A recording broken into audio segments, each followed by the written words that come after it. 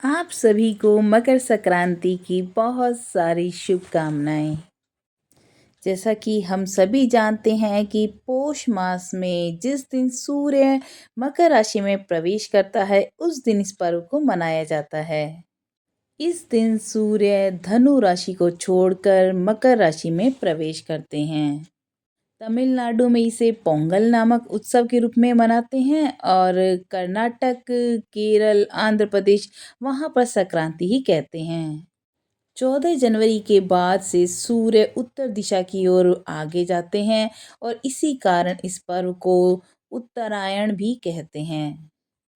तो वैज्ञानिक तौर पर भी इसका मुख्य कारण यही है कि पृथ्वी का निरंतर 6 महीनों के समय अवधि के उपरांत उत्तर से दक्षिण की ओर घूम जाना, और यह है एक प्राकृतिक प्रक्रिया। हमारे भारत में मकर संक्रांति के दिन किसान अपनी अच्छी फसल के लिए भगवान को धन्यवाद देते हैं और उनकी अनुकंपा को हमेशा बनी रहे तो इसके लिए आशीर्वाद भी मांगते हैं। इसलिए मकर संक्रांति के त्योहार पर फसलों और किसानों के त्योहार के नाम से भी जाना जाता है।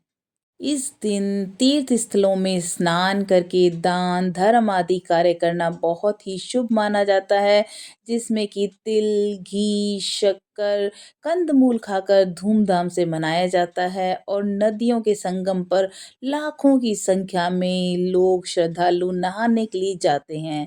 तीर्थ स्थलों में देवघाट और त्रिवेणी मेला सबसे ज़्यादा प्रसिद्ध है।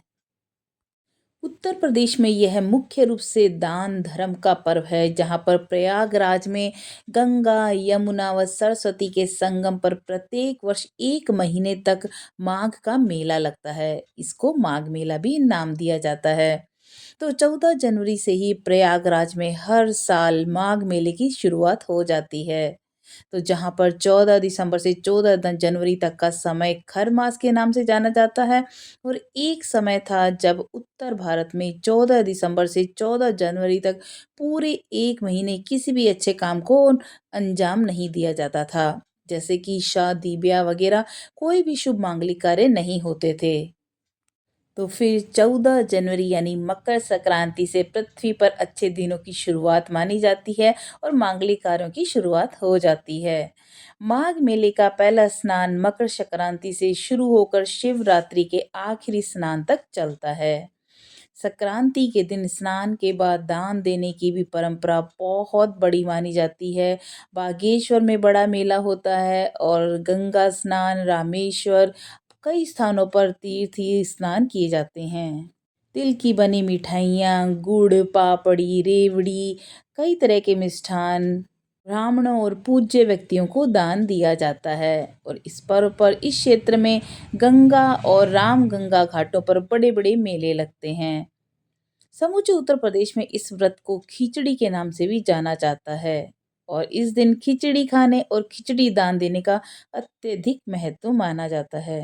इसीलिए इस दिन उड़द, चावल, तिल, चिवड़ा, गऊ, स्वर्ण, ऊनी वस्त्र, कंबल आदि दान करने का बहुत ही अपना महत्व है। इसी तरह संक्रांति पर कपास, तेल, नमक आदि चीजें अन्य सुहागिन महिलाओं को दान करती हैं। तिल और नाम की जो भी हलवे की बांटने की प्रथा भी है, और कई गांवों में दिन में दही चूरा खाकर और रात के समय उड़द की दाल और चावल की खिचड़ी बनाकर ये पर्व मनाया जाता है। मकर संक्रांति के दिन ही गंगा जी भागीरथ के पीछे पीछे चलकर कपिल मुनि के आश्रम से होकर सागर में जा मिली थी। मान्यता यह भी है कि इस दिन यशोदा ने श्री कृष्ण को प्राप्त करने के लिए व्रत किया था, और इस दिन गंगा सागर में स्नान दान के लिए लाखों लोगों की भीड़ होती है। लोग कष्ट उठाकर गंगा सागर की यात्रा करते हैं और वर्ष में केवल एक दिन मकर संक्रांति को यहाँ लोगों की अपार भीड़ होती है। इसलिए कहा जाता है कि सारे तीर्थ बार बार, गंगा सागर एक बार। वहीं तमिलनाडु में ये त्योहार पोंगल के रूप में 4 दिन तक मनाया जाता है, और इस प्रकार पहले दिन कूड़ा करकट इकट्ठा करके जलाया जाता है और दूसरे दिन लक्ष्मी जी की पूजा की जाती है। तीसरे दिन पशुधन की पूजा की जाती है और पोंगल मनाने के लिए स्नान करके खुले आंगन में मिट्टी के बर्तन में खीर बनाई जाती है, जिसे पोंगल कहते हैं। इसके बाद सूर्य देव को नैवेद्य चढ़ाया जाता है। उनके बाद प्रसाद खीर की जो प्रसाद होता है उसको सभी ग्रहण करते हैं और इस दिन बेटी और जवाई राजा का विशेष रूप से स्वागत किया जाता है। असम के अंदर मकर संक्रांति को माघ बिहू अथवा भोगाली बिहू के नाम से भी जाना जाता है। राजस्थान में ये पर्व सुहागिन महिलाएं अपनी सास को बायना देकर आशीर्वाद प्राप्त करती हैं और महिलाएं किसी भी सौभाग्य सूचक वस्तु का 14 की संख्या में पूजन और संकल्प कर 14 ब्राह्मणों को दान देती हैं। इस तरह मकर संक्रांति के माध्यम से हमारी जो भारतीय सभ्यता है उस संस्कृति की झलक अनेक रूपों में देखने को मिलती है। ऐसी धारणा है कि इस अवसर पर दिया गया दान 100 गुना बढ़कर पुनः प्राप्त होता है और इस दिन शुद्ध घी और कंबल का दान मोक्ष की प्राप्ति करवाता है। जैसा कि निम्न श्लोक से स्पष्ट होता है कि माघे मासे महादेव या दास्यति धृत कंबलम स भुक्त्वा सकलान भोगान अन्ते मोक्षम प्रापयति। मकर संक्रांति के अवसर पर गंगा स्नान घाट पर लोग दान करना अत्यंत शुभ मानते हैं। हमारे पवित्र वेद भागवत गीता जी तथा पूर्ण परमात्मा का संविधान यही कहता है कि यदि हम पूर्ण संत के नाम से दीक्षा लेकर एक पूर्ण परमात्मा की भक्ति करें तो वह इस धरती को स्वर्ग बना देंगे और हर इच्छा पूरी करते हैं।